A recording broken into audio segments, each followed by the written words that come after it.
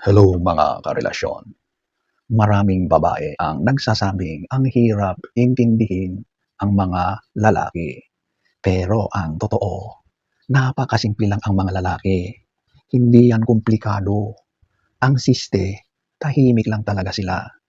Ang babae kasi, madalas nagsasalita kapag may nararamdaman. Pero ang lalaki, madalas ay nananahimik lang kapag may problema o pinagdadaanan. Kaya ngayon ay ating pag-uusapan at sisiyasatin ang mga madalas sinasabi ng mga lalaki na madalas ay hindi rin maintindihan ng mga babae. So kung nakaka-relate ka at interesado ka, manood ka.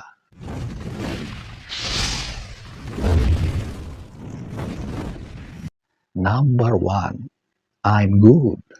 Kapag sinabi ng lalaki na I am good, karaniwan nasa survival mode ang utak niyan. Ang lalaki kasi, pinalaki yan para maging matatag. Huwag mareklamo, huwag maging iyakin, huwag maging mahina. Dapat yan ay malakas.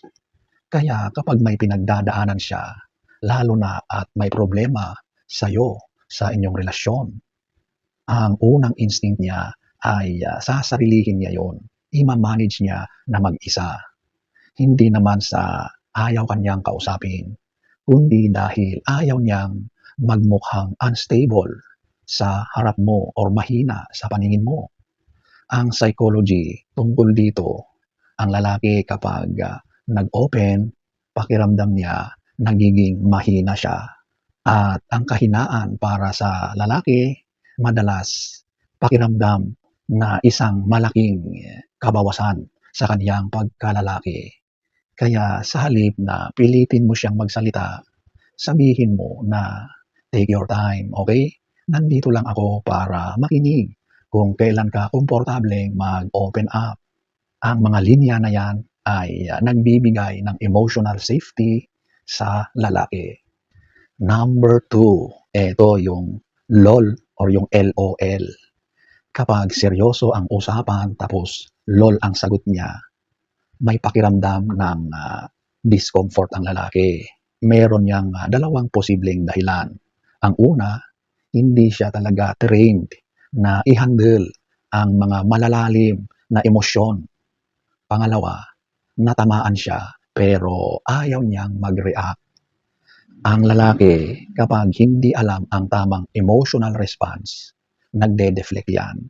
At ang pinakamalaking defense ay humor. Kunwari patawa-tawa lang yan o kaya magpapatawa. Kaya kung gusto mong maging mature ang usapan, minsan kailangan mong mag-slow down at sabihin, seryoso ako, gusto kong marinig ang side mo. That gives him direction. Madalas kasi ang mga lalaki, kapag wala ring alam na sabihin, dinadaan na lang sa mga patawa-tawa o pag-shortcut ng usapan. Number 3, do whatever you want. Ito na ang labanan ng dalawang bagay sa isip ng lalaki, yung pride at yung fear of losing you. Ayaw niyang magmukhang manipulative, pero ayaw din niyang maramdaman na wala siyang value sa decision mo. So sasabihin niya, bahala ka, pero sa loob niya, sana magbago ang isip mo, sana hindi ka aalis. Ang lalaki, gustong maramdaman na kinoconsider mo siya, na pinapakiusapan mo siya. Number 4, I'm fine, pero sa totoo, hindi talaga. Kapag ang lalaki ay nasaktan, hindi yan agad umiiyak, hindi yan agad magrarant, nananahimik lang yan. Ang problema, ang babae, madalas iniisip, okay lang pala sa kanya, parang wala naman siyang pakialam.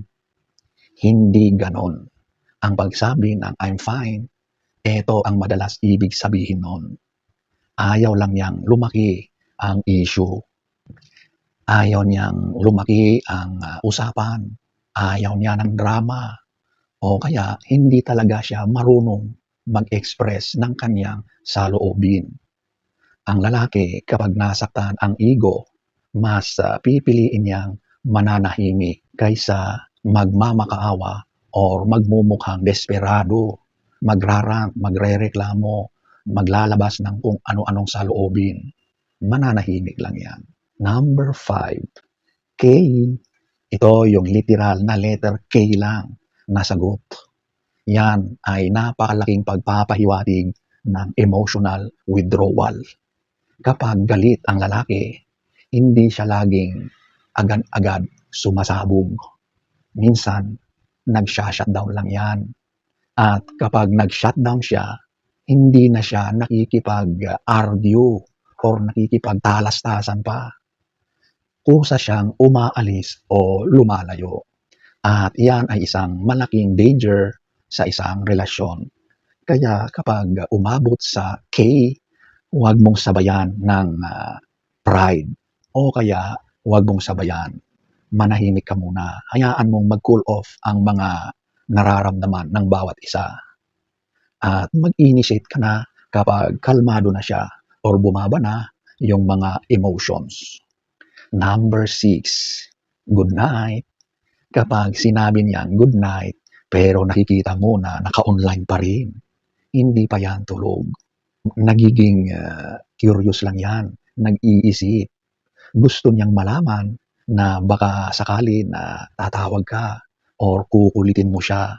Kasi gusto niyang maramdaman na mahalaga siya sa'yo. Ang mga lalaki, parang mga babae rin yan paminsan-minsan, na may mga pagkakataon na gusto ring maramdaman na sila ay hinahabol. Kaya sila dumarating sa punto na parang nagpapabebe. Number 7, I don't care.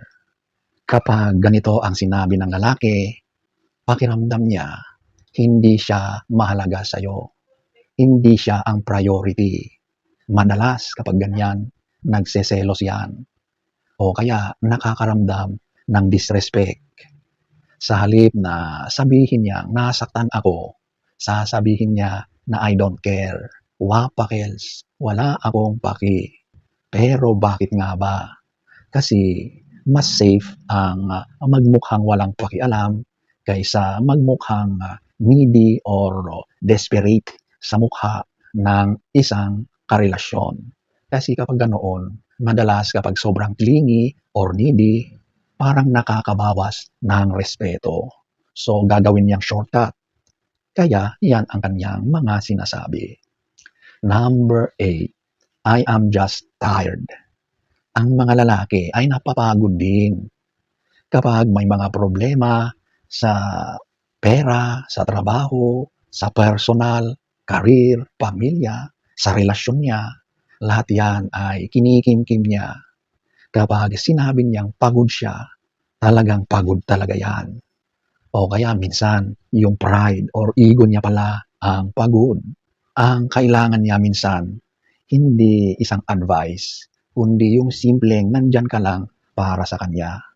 Yung presence mo, yung ikaw ay nasa tabi niya para i-comfort mo, napakalaking bagay yan para guminhawa ang kanyang nararamdamang pressure at pagod. Number 9, wow, okay. Ang pride at ego ng lalaki, parang isang sandata yan. Kapag sinabi niyang, wow, okay, madalas tinamaan mo ang kanyang ego, ang kanyang armor. Hindi yan childish reaction. Yan ay isang defense mechanism. Kaya imbes na sabihin ang arte mo, yan na lang ang sasabihin niya. Number 10, I miss you. Kapag ang lalaki ang nagsabi ng I miss you, totoo yan. Hindi basta-basta nagsasabi ng lalaki ng ganyang mga pananalita kapag hindi bukal o hindi nanggagaling sa kanyang nararamdaman. Kapag sinabi niya yan, mayroong emotional attachment. At oo, may physical longing din yan. Magkasabay yan. Yung pagsabi na namimiss ka, gusto kanyang makasama, makatabi, makausap. Longing para sa lalaki is connection. 2,000 years later. So mga karelasyon, ladies, hindi mahirap intindihin ang mga lalaki. Ang mahirap, pareho kayong mataas ang pride. Kapag pareho kayong nag-aantayan, pareho kayong talo. Minsan ang kailangan lang sa isang relasyon ay huwag mag-assume. Minsan, maging clear tayo sa ating mga sinasabi or intentions. Babaan ang pride at more empathy. Ang lalaki, hindi yan perpektong nilalang. Ang babae ay ganyan din. Pero kapag pareho kayong willing umintindi, doon nagsisimula ang mature na pagmamahalan. At tandaan mo, minsan ang pinakamaingay na emosyon ng lalaki ay yung hindi niya sinasabi.